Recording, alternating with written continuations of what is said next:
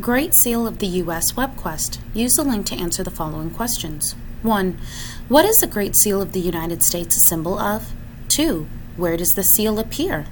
3. When did the Continental Congress first create a committee to design this seal? 4.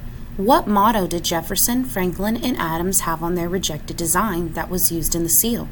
5. Who made the second design that was also rejected? 6. What were some elements on the design that were used on the final seal? 7. What element that was used on the final seal was contributed by the third committee? 8. Who created the fourth design? Who tweaked this design and made it the seal we know today? 9. Describe the seal. 10. What does the back side look like? 11. The Great Seal is used as our national blank. 12. Where is the Great Seal used officially? 13. On which bill do the seal and the reverse appear? 14. Who is the official custodian of the Great Seal? 15.